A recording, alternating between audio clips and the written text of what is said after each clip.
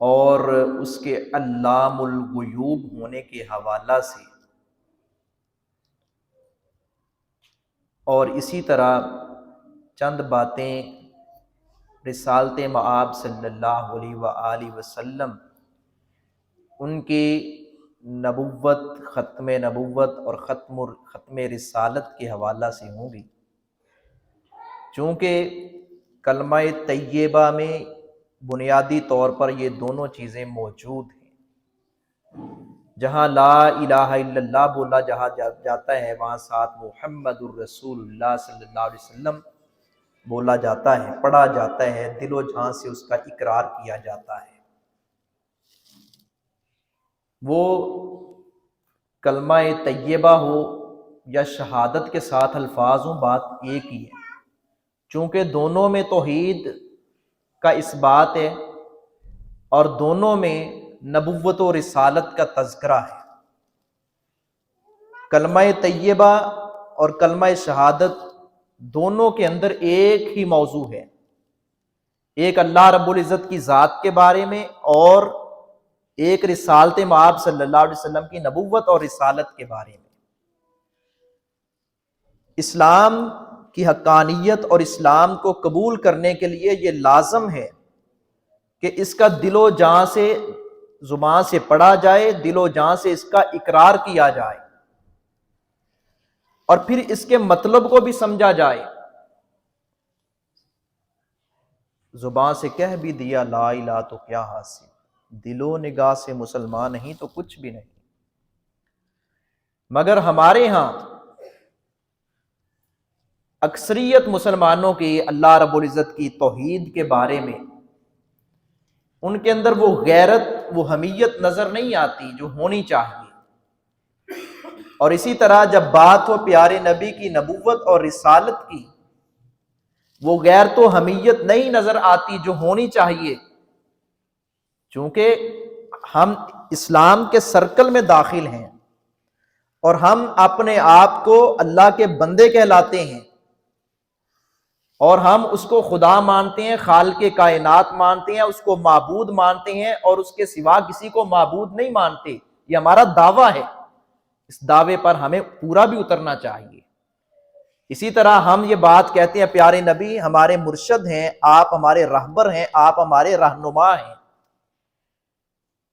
دین اسلام میں آپ کی بات حرف آخر ہے، ہمارے آباء و اجداد کی بات حرف آخر نہیں، حتیٰ کہ فقہا کی، مجتہدین کی یا کسی اور کی بات بھی، حتیٰ کہ صحابہ کرام کی بات بھی، ائمہ کرام تو ایک سائیڈ پہ رہے، وہ بڑے قابل احترام ہیں سارے کے سارے، صحابی کی بات بھی پیارے نبی کی بات سے ٹکرائے تو ہم پیارے نبی کی بات کو لیتے ہیں، صحابی کی بات کو نہیں لیتے، اور یہ بھی اعلان کرتے ہیں صحابی جان بوجھ کر ایسا نہیں کرتے، یہ بھی ہمارا ایمان ہے۔ کبھی انسان ہونے کے ناطے سے ان سے خطا ہو سکتی ہے یا وہ بات ان تک نہ پہنچی ہو، کئی ایک وجوہات ہوتی ہیں۔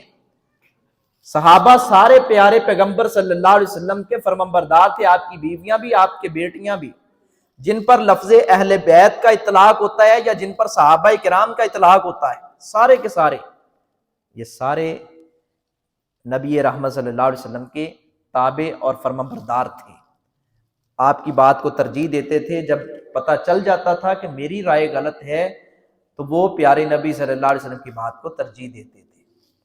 حضرات گرامی، توحید کی بات، ویسے تو توحید کا مسئلہ سدا بہار یہ موضوع اور یہ مسئلہ ہے، اور یہ بیان ہوتا رہنا چاہیے، بچوں کو تعلیم دینی چاہیے، اللہ تعالیٰ کی صفات کے بارے میں بچوں کو تعلیم دینی چاہیے، اللہ رب العزت کی ذات کے بارے میں بچوں کو بتانا چاہیے کہ اللہ کون ہے، اللہ کہاں ہے، اور اسی طرح ہمیں کس نے پیدا کیا، مختار کل کون ہے، حاجت روا کون ہے، غوث اعظم کون ہے، دستگیر کون ہے، غریب نواز کون ہے۔ یہ ہمارا حق بنتا ہے ہم آنے والی نسلوں کو بھی یہ بتائیں، اپنے بچوں کو یہ سبق دیں، ان کو سمجھائیں تاکہ وہ شرک میں ملوث نہ ہو، شرک ان کی رگوں میں نہ جائے، غیرت مند ہوں بنے، آنے والی نسلیں ہمارے لیے صدقہ جاریہ بنے۔ بالخصوص اس حوالہ سے بھی کہ پچھلے دنوں سے سوشل میڈیا پر ایک نام نہاد سرکار کے بارے میں بڑا شور مچایا ہوا ہے، اور مچانا چاہیے، ایسے لوگوں کے بارے میں آگاہ کرنا چاہیے، بچوں کو آگاہ کرنا چاہیے، جہاں اور ہم ان کو اخلاقیات سکھانا ہمارا حق بنتا ہے، اچھی عادات اپنانا اور بتانا ان کا حق بنتا ہے، ہمارا بتانا حق بنتا ہے۔ اس سے پہلے ہے عقیدہ، یہ دونوں لازم و ملزوم ہیں۔ اگر اخلاقیات کے تو حامل ہیں لیکن عقیدہ غلط ہے، کوئی فائدہ نہیں اخلاقیات کا۔ اگر عقیدہ درست ہے، بد اخلاق ہیں، کوئی فائدہ نہیں ہے اس درست عقیدے کا۔ یہ دونوں لازم و ملزوم ہیں، اس لیے بچوں کو اللہ رب العزت کی معرفت سکھائیں۔ حضرت عبداللہ بن عباس کا میں نے کئی دفعہ حوالہ دیا ہے، یا حضرت عمر بن سلمہ کا حوالہ دیا ہے، یا کئی ایک چھوٹے چھوٹے نو خیز نو عمر صحابہ بننے والے، صحابہ کرام کا اور صحابیات کا مقام پانے والے، ابھی بلوغت کو نہیں پہنچتے تھے، پیارے نبی ان کی بڑی تربیت کرتے تھے۔ عقیدے پر آپ بڑا زور دیتے تھے، اخلاقیات پر آپ بڑا زور دیتے تھے۔ یہ جو شف سرکار اور ظلم کی انتہا ہے کہ دین کے نام پر، سیاست دانوں کو رونا تو ہم الگ سے روتے ہیں نا، دین کے نام پر یہ اس سے بھی بڑی بغیرتی ہے۔ جو پکڑا جاتا ہے جعلی ہے جی، جب تک پکڑا نہیں جاتا ٹھیک ہے، جب پکڑا گیا جعلی ہے۔ یہ ہمارا معیار نہیں چلے گا، معیار وہ چلے گا جو اللہ رب العزت نے دیا ہے۔ اولیاء کرام، ان کے قدموں کے نیچے آنے والی خاک ہماری آنکھوں کا سرما ہے، ان کو ہم خراج تحسین پیش کرتے ہیں، اور ان کے گستاخ اور بے ادب کے بارے میں ہم کہتے ہیں اللہ اس کو دنیا میں ذلیل و رسوا کر دے، دنیا دیکھے کہ یہ عبرت کا سامان ہے۔ لیکن ہر ایرے گہرے کو ہم ولی نہیں مانتے۔ یہ باتیں ہوتی رہتی ہیں، کئی دفعہ یہ موضوعات بھی بیان ہوئے ہیں اولیاء کرام کے حوالہ سے کہ ان کا مقام کیا ہے، ان کا شان کیا ہے، ہم ان سے کیسے فیض یا حاصل کر سکتے ہیں، یا کیسے فائدہ حاصل کر سکتے ہیں۔ یہ ایک الگ سے موضوع ہے۔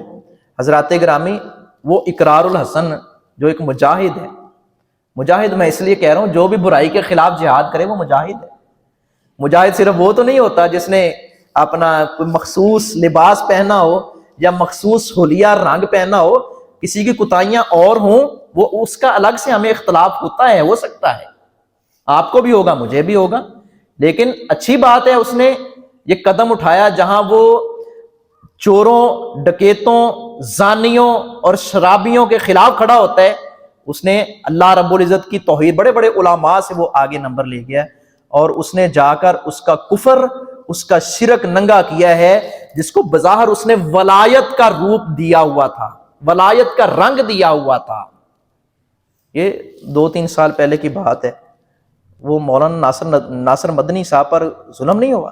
ناصر مدنی سے ہمیں اختلاف ہے، آپ کو ہے، مجھ کو ہے، لیکن کسی پر ظلم ڈھانا، کسی پر ستم ڈھانا خام خواہ، ہم تو کہتے ہیں کسی عیسائی پر بھی جان بوجھ کر ایسے ظلم کرنا، کسی کافر پر ظلم کرنا، وہ بھی ناجائز۔ کیا کچھ ہوا، کتنی اس کو اذیتیں دی گئیں۔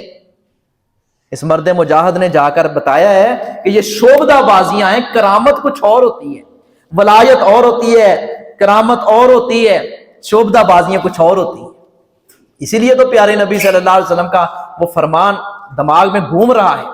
آپ صلی اللہ علیہ وسلم نے فرمایا کوئی ہوا میں اڑتا ہوا بھی تمہیں دکھائی دے، اس طرح کا حدیث کا مفہوم بھی ہے، الفاظ بھی ہیں، اس کو باحوالہ آپ کو یہ روایت مل جائے گی، اس پر گمراہ نہیں ہونا، اس کے پیچھے نہیں چلنا۔ مگر ہم کہتے ہیں وہ فلاں جی اتنی دیر ہوا میں اڑتا رہا ہے۔ پیارے نبی صلی اللہ علیہ وسلم ہوا میں اڑے تھے؟ آپ کہیں گے نہیں۔ حضرت ابو بکر اڑے تھے؟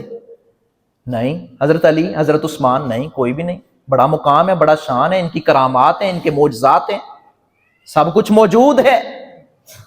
فلاں نے جی پھونک ماری، لاکھوں لوگ پھونک مارنے سے مسلمان ہو گئے۔ پیارے نبی نے پھونک ماری تھی، کتنے مسلمان ہو گئے تھے؟ پیارے نبی کا مقابلہ نہیں، نبی سے بڑھ کر کوئی نہیں ہے۔ سب سے اعلی شان اللہ نے میرے مرشد محمد مصطفیٰ کو عطا کیا ہے صلی اللہ علیہ وسلم. باقی سارے عظمت والے ہیں، بعد والے ہیں، سٹیپ بائی سٹیپ ہیں، بالترتیب ہیں، سب کا احترام کرتے ہیں، سب کی عزت اور تکریم کرتے ہیں، مگر مرشد، ہادی، راہبر، پیشوا، رہنما محمد مصطفیٰ کو مانتے ہیں صلی اللہ علیہ وسلم. اور یہ تو سارے امتی ہیں نا، اگرچہ مقام کسی کا زیادہ ہے، کسی کا اس سے زیادہ ہے، کسی کا اس کے، آپ نبی ہیں، ہم نبی کی بات کرتے ہیں اور گمراہ ہونے والے امتیوں کی بات کرتے ہیں. امتیوں سے فائدہ اٹھانا چاہیے، لیکن اس کے بھی شریعت نے اصول دیے ہیں. امتیوں سے غلطی ہو سکتی ہے، پیغمبر سے غلطی نہیں ہوتی، کیونکہ امتیوں کی طرف وحی نہیں آتی، نبیوں کی طرف وحی آتی ہے.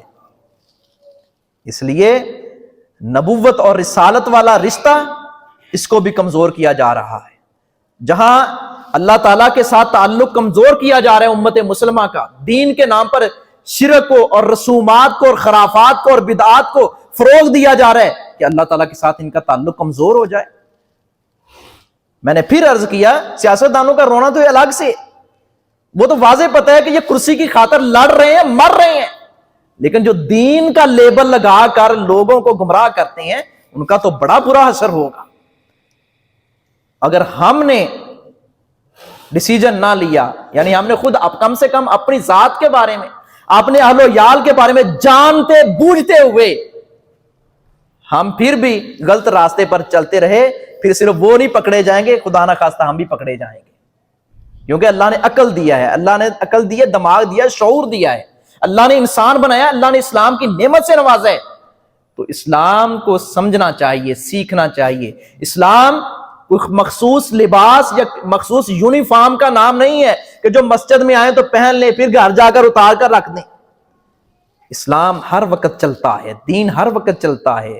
ہم اللہ کے بندے ہیں، بندگی اس کی کرنی ہے، غلامی اس کی کرنی ہے، پیارے نبی صلی اللہ علیہ وسلم کے طور اطوار اپنانے ہیں، آپ کے طریقے اپنانے ہیں، آپ کی سنتوں کو فروغ دینا ہے. حضرات گرامی، توحید کا مسئلہ بڑا اہم مسئلہ ہے.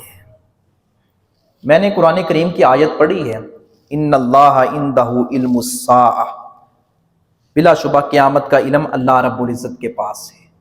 وَيُنَزِّلُ الْغَيْثَ، اور وہ بارش کو نازل کرتا ہے.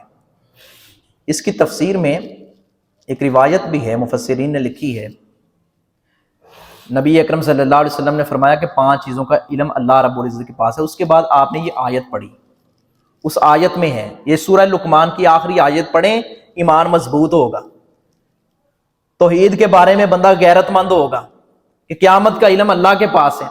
ایک شخص نے آ کر کہا متی الساعہ، قیامت کب آئے گی؟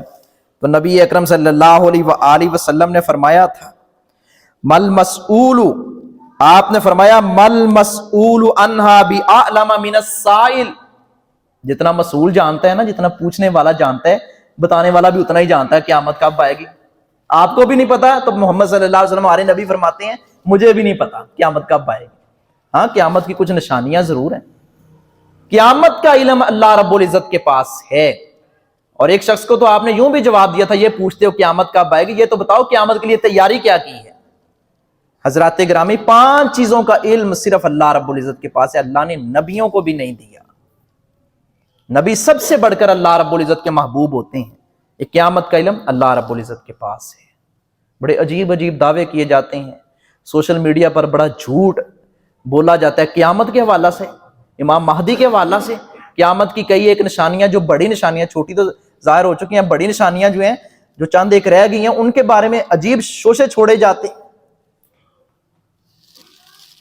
مجھے وہ شیخ عبداللہ ناصر رحمانی حافظہ اللہ سلامہ اللہ، ان کی وہ بات یاد آتی ہے کہ سوشل میڈیا پر وہ دین کے طالب علموں کو درس دیتے ہوئے، غالباً بخاری کا درس دیتے ہوئے فرمانے لگے وہ سبق ہمارے لیے بھی ہے، کیونکہ ہم سارے دین کے طالب علم ہیں نا. کوئی بے شک بوڑھا ہے، جوان ہے، عورت ہے، مرد ہے، بچہ ہے، ہم سب دین کے طالب علم ہیں، اور یہ ہمارے لیے اعزاز ہے. اس سے بڑا اعزاز کوئی نہیں ہے. جب مرضی قرآن سیکھیں، اس کے لیے کوئی پابندی نہیں. وہ فرماتے ہیں کہ علماء کے ساتھ، جو صحیح علم جاننے والے ہیں، ان کے ساتھ اپنا تعلق مضبوط کرو. قرآن سیکھو، اس کا ترجمہ سیکھو، اس کی تفسیر سیکھو.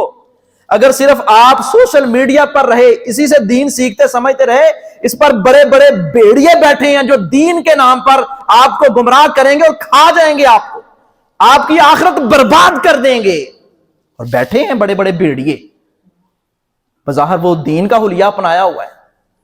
ہمیں اللہ رب العزت نے عقل دی ہے، شعور دیا ہے، ہم دنیاوی چیزوں کی پرکھ پہچان کرتے ہیں، لیکن دین کو کیوں نہیں سمجھتے؟ قیامت کا علم اللہ رب العزت کے پاس۔ وَيُنَزِّلُ الْغَيْثَ، بارش کب نازل ہوگی وہ جانتا ہے۔ آلات کے ذریعے دیکھو جی پتہ چل جاتا ہے، بعض دفعہ آپ خود اس بات کے شاہد اور گواہ ہیں کہ پیشین گوئی ہوئی ہے کہ 2-3 دن بارشیں ہوں گی، بارش نہیں ہوئی، بادل بڑے آئے ہیں، گرجے ہیں، چمکے ہیں، لیکن بارش نہیں ہوئی۔ دعوے جو ہیں وہ دعویٰ اگر ہو بھی جاتا ہے تھوڑا بہت، تو اس میں کوئی اللہ رب العزت کے علم کا اس سے احاطہ نہیں ہوتا، نہ ہو ہی سکتا ہے۔ وَلَا يُحِيطُونَ بِشَيْءٍ مِّنْ عِلْمِهِ، اللہ رب العزت کا علم لامحدود ہے، ہمارا علم سب کا محدود ہے۔ جتنی مرضی دنیا ترقی کر جائے ہمارا علم محدود رہے گا، اللہ رب العزت کا علم لامحدود ہے۔ ان نبیوں کا علم بھی محدود ہے، اگرچہ ہم سے کہیں زیادہ ہے، نبیوں کا علم کہیں زیادہ ہے، سب سے بڑھ کر اللہ نے انبیاء کو علم دیا ہے، لیکن ان کا بھی علم اللہ رب العزت کے مقابلے میں محدود ہے۔ اللہ رب العزت کا علم لامحدود ہے، کیوں؟ وہ مختار کل ہے، نبیوں کو دینے والا وہی ہے۔ یہ اندازے لگائے جاتے ہیں ہوا میں نمی دباؤ کی وجہ سے، وہ اندازے کبھی درست بھی ہو جاتے ہیں، کبھی غلط بھی ثابت ہو جاتے ہیں۔ تو قرآن کہتا ہے کہ قیامت کا علم اللہ کے پاس ہے، بارش کب ہوگی یہ اللہ رب العزت جانتا ہے، کب ہوگی، کتنی ہوگی، کہاں ہوگی، یہ ساری مقدار اور ساری کیفیات یہ اللہ رب العزت جانتا ہے۔ فرمایا تم نہیں جانتے، اور اسی طرح فرمایا جو اگلا اہم ترین مسئلہ ہے کہ وَيَعْلَمُ مَا فِي الْأَرْحَامِ، کہ ماں کے بطن میں کیا ہے اللہ جانتا ہے۔ اب کہا جاتا ہے دیکھو جی الٹرا ساؤنڈ کے ساتھ سارا کچھ واضح کر دیا جاتا ہے، اب تو پتہ چل جاتا ہے، اور اس کا ترجمہ بھی یہ نہیں بنتا، اہل علم نے لکھا ہے ترجمہ بھی واقعتاً یہ نہیں بنتا وَيَعْلَمُ مَا فِي الْأَرْحَامِ، ماں کے رحم میں کیا ہے، بعض ترجمہ کرتے ہیں ماں کے رحم میں بیٹا ہے یا بیٹی ہے یہ اللہ جانتا ہے، ترجمہ یہ بنتا ہی نہیں ہے۔ وَيَعْلَمُ، اور جانتا ہے وہ جانتا ہے مَا فِي الْأَرْحَامِ، کہ ماں کے رحم میں کیا ہے۔ بیٹی بیٹے کے الفاظ جو ہیں وہ ترجمے میں نہیں آتے، اور اسی طرح اگر وہاں بھی کئی اندازے غلط ہوئے ہیں، لوگوں نے اپنا شوق پورا کرنے کے حوالہ سے بعض نے تو کمال کر دی ہے۔ ایک تفسیر میں حضرت شیخ عبدالسلام بھٹوی حافظہ اللہ، انہوں نے 7 حوالہ دیا ہے برطانیہ کی وہ جو تھی لیڈی ڈیانا، اس حوالہ سے کہ الٹرا ساؤنڈ ہوا بیٹا ہوگا، نہیں ہوا بیٹی ہوئی ہے۔ اب بے نظیر کے بارے میں تھا کسی دور میں کہ بیٹا ہوگا، بیٹی ہوئی ہے۔ اندازے غلط ثابت ہوتے ہیں، اگر کسی کا تکا لگ بھی جائے یہ علم یقینی نہیں ہے، یہ ظنی علم ہے، گمان والا علم ہے، اندازے والا علم ہے۔ اور وہ کہتے ہیں کہ ملفوف ہوتا ہے اس ایک مخصوص تھیلی کے اندر وہ بچہ، اور اس کا عضو تناسل یا وہ مخصوص حصہ جس سے پہچان کی جاتی ہے کہ بیٹا یا بیٹی ہے، وہ ایسے اکٹھا ہوتا ہے، پتہ ہی نہیں چلتا۔ بعض دفعہ شوق پورا کرنے کے لیے پوچھ آتے ہیں، ہاں بیٹا پیدا ہوگا، بعد میں بیٹی پیدا ہوئی، گھر میں لڑائی پڑ گئی۔ ہمارے ہاں تو جہالت اتنی ہے نا، ساس سسر حتیٰ کہ خامد، تو نے بیٹی جنی ہے، نعوذ باللہ، اتنی جہالت ہے ہمارے مسلم معاشرے میں، اوروں کا رونا ہم کیا روئیں۔ تو یہ اندازے بسا اوقات غلط بھی ہوتے ہیں، یہ اپنا شوق پورا کرنے کے لیے کئی لوگوں نے ایسا کیا ہے، لیکن ان کا شوق ختم۔ حضرات گرامی، اسی طرح وَيَعْلَمُ مَا فِي الْأَرْحَامِ، اگلی بات جو قابل غور، ماں کے رحم میں کیا، اس میں صرف یہ نہیں ہے کہ بیٹا ہے یا بیٹی ہے، اس کا رزق کتنا ہوگا، اور وہ خوش بخت ہوگا، نیک بخت ہوگا، نیک بخت ہوگا یا بد بخت ہوگا، وہ کب مرے گا، وہ کب مرے گا۔ یہ نبی صلی اللہ علیہ وسلم کا فرمان ہے نا، میں نے پچھلے جمعے عرض کیا تھا، بچہ بھی ماں کے پیٹ میں ہوتا ہے، لکھ دیا جاتا ہے اس کا رزق کتنا ہے، اس کی عمر کتنی ہے، یہ خوش بخت ہوگا یا بد بخت ہوگا۔ وَيَعْلَمُ مَا فِي الْأَرْحَامِ، عربی قواعد کے مطابق، لغت کے اعتبار سے اور شریعت کے اعتبار سے، شرعی اصطلاح کے اعتبار سے، وَيَعْلَمُ مَا فِي الْأَرْحَامِ کا تعلق 4 ماہ سے قبل کا ہے، یہ الفاظ جو ہیں 4 ماہ سے پہلے کا، اور اس میں یہ کوئی بھی کنفرم نہیں کر سکتا۔ کئی ایک اعتبار سے یہ غلط ہوا ہے، اس پہ بڑی اہل علم نے بحث کی ہے اور علمی بحث کی ہے۔ بحث کا مطلب یہ نہیں کہ اس کا رزلٹ کوئی نہیں، اس کا رزلٹ دیا ہے، رزلٹ کہ ماں کے بطن میں کیا ہے، یہ علم اللہ رب العزت کا ہے اور اسی کے پاس ہے۔ دنیا والے اٹکل پچو لگاتے ہیں، اندازے لگاتے ہیں، تکے اور ٹیوے لگاتے ہیں، غلط اکثر ثابت ہوتے ہیں۔ اگر کبھی صحیح ثابت ہو بھی جائے تو یہ اللہ رب العزت کی ذات کے بارے میں، اور یہ ایک انسان کا تعلق کمزور ہوتا ہے، اور اس سے یہ نہیں کہ بندہ بڑی چیز بن گیا ہے اور بندے نے بڑی ترقی کر لی ہے۔ جتنی مرضی ترقی کر لے، اللہ سے بڑا کوئی نہیں۔ اللہ چاہے تو آلات بند کر دے، اللہ چاہے تو آنکھیں بند کر دے، بینائی چھین لے، اللہ چاہے تو زبان کی قوت گویائی چھین لے، اللہ چاہے تو سماعت چھین لے۔ ماں کے بطن میں کیا ہے اللہ جانتا ہے۔ توحید کے معاملے میں غیرت مند بنیے، اگر توحید کے معاملے میں غیرت مند نہیں، اگر چونکہ چنانچہ ہوتا ہے نا، وہ دیکھو جی حالات کے ذریعے پتہ چل جاتا ہے، بارش کے بارے میں بھی پتہ چل جاتا ہے، ماں کے بطن میں کہ پتہ بھی پتہ چل جاتا ہے، قیامت کے بارے میں بھی پتہ چل گیا ہے، چل جائے گا، کب آئے گی، یہ اس طرح کی، یہ اللہ رب العزت کو چیلنج کرنے والی نعوذ باللہ بات ہے۔ ہم تو کمزور ہیں، ہم ناتواں ہیں، ہم اس کے بندے ہیں، ہم اس طرح کی باتیں کیوں کریں؟ جب قرآن کہتا ہے ان اللہ عندہ علم الساعہ، قیامت کا علم اللہ کے پاس ہے، وَيُنَزِّلُ الْغَيْثَ، بارش کب ہوگی وہ جانتا ہے، وَيَعْلَمُ مَا فِي الْأَرْحَامِ، ماں کے بطن میں کیا وہ جانتا ہے۔ اور اسی طرح ساتھ یہ بھی فرما دیا اللہ رب العزت نے، وَمَا تَدْرِي نَفْسٌ مَاذَا تَكْسِبُ غَدًا، وہ کل کیا کمائے گا۔ آپ کو پتا ہے کل کیا کمائیں گے؟ مجھے پتا ہے کیا کل کیا کمائیں گے؟ کوئی پتا نہیں ہے۔ وَمَا تَدْرِي نَفْسٌ بِأَيِّ أَرْضٍ تَمُوتُ، کوئی نہیں جانتا کہ کہاں مرے گا، کسی کو نہیں پتا میں کسی عزیز کے گھر جا کر مروں گا، میں بیت اللہ میں مروں گا، میں مسجد نبوی میں مروں گا، یا نعوذ باللہ میری موت تقدیر اچھی ہوگی بری ہوگی، اللہ سب کو محفوظ رکھے۔ یہ اللہ کا علم ہے، اور اس میں سے ٹو لگانے کی کوشش کرنا، نجومیوں کے پاس جانا، ہاتھوں کی لکیریں چیک کرنا اور جاننا فلاں بھی غیب جانتا ہے، فلاں بھی جانتا ہے، بابیاں دیا بلیاں بھی غیب جانتیاں نے، واہ اقرار الحسن تیری عظمت کو سلام ہو، تو نے اس کا کفر اور شرک ننگا کیا ہے۔ اور بتایا کہ شعبدے بازی کچھ اور چیز ہوتی ہے، کرامات کچھ اور چیز ہوتی ہیں، ولایت کو ہم مانتے ہیں، کرامات کو ہم مانتے ہیں، شعبدے بازیوں کو ہم نہیں مانتے کیونکہ قرآن کہتا ہے اللہ کا ولی تو وہ ہے جسے دیکھ کر پیارے نبی فرماتے ہیں رب یاد آ جائے۔ اللہ کے ولی تو وہ ہوتے ہیں جن کو کوئی غم نہیں ہوتا، کوئی خوف نہیں ہوتا، وہ بیچارہ ڈردا پھردا ہونا، وہ اپنی سیکورٹی مضبوط کرن دے چکر دے وچ کہ دنیا دے میرے پیچھے پہ گئی، میڈیا میرے پیچھے۔ حضرات گرامی، اسی طرح میں نے جیسے عرض کیا، دوسرا موضوع اختصار کے ساتھ 2-3 منٹ کی بات ہے، جیسے توحید کے معاملے میں اللہ رب العزت کے ساتھ تعلق مضبوط بنائیں، اللہ رب العزت کی معرفت حاصل کریں، اس کی صفات کو سمجھیں، اس کی ذات کو سمجھیں، اور اس کی محبت اپنے دل میں پیدا کریں، اپنے دل میں محبت پیدا کریں۔ اللہ کی محبت دل میں آ جائے، کیا بات ہے۔ اللہ کی محبت کیسے حاصل ہوگی؟ پیارے نبی کی اطاعت کرنے سے، آپ کی فرمانبرداری کرنے سے۔ قُلْ إِن كُنتُمْ تُحِبُّونَ اللَّهَ فَاتَّبِعُونِي يُحْبِبْكُمُ اللَّهُ، لوگو اگر تم اللہ سے محبت کرنا چاہتے ہو تو پھر میں محمد صلی اللہ علیہ وسلم کی پیروی کرو، اللہ تمہیں اپنا محبوب بنا لے گا۔ جیسے اللہ تعالیٰ کے ساتھ تعلق مضبوط ہونا چاہیے، توحید کے معاملے میں غیرت مند ہونا چاہیے، اسی طرح پیارے نبی کی نبوت اور رسالت کے بارے میں بھی غیرت مند ہونا ضروری ہے۔ پھر ٹلے ٹلے بیان کوئی نہیں چل دے، اور ٹھیک ہے جی نہیں چیف جسٹس نے ایسی کوئی بات تو نہیں کی، نہیں، اگرچہ واضح الفاظ نہیں ہے لیکن چور راستہ دیا ہے۔ آئندہ ایسے ہی تبدیلیاں ہونے کی کوشش، ایسے ہی طریقے بنائے جاتے ہیں، یہ چور راستے ہوتے ہیں، وہ ثاقب نثار ہو، وہ فائز عیسیٰ ہو، وہ عمران خان ہو، وہ نواز شریف ہو، وہ باجوہ صاحب ہو، وہ حافظ صاحب ہو، بات غلط ہے، صحیح ہے۔ نبی کی نبوت کے بارے میں، آپ کی ختم نبوت کے بارے میں، آپ کی رسالت کے بارے میں کوئی کمپرومائز امت مسلمہ کا کوئی فرد کرنے کے لیے تیار نہیں ہے۔ نبی اکرم صلی اللہ علیہ وسلم آخری نبی ہے، یہ ممبر یہ گواہ ہے اللہ کے فضل و کرم سے۔ جدوں رانا ثناءاللہ نے کچیاں گلاں کیتیاں سی، ادوں بھی میں اتنے کھلو کے بات کہی سی۔ بعض لوگ سمجھتے ہیں کہ یہ مولوی شاید کسی کی سائیڈ مارتا ہے، نہیں، جو دین کی بات ہے وہ دین کی ہے.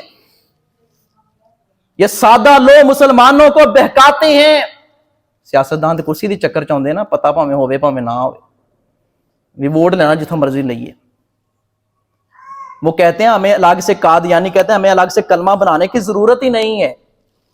اور نعوذ باللہ ایسے ایسے غلیظ جملے انہوں نے بکے ہیں جو ناقابل بیان ہیں.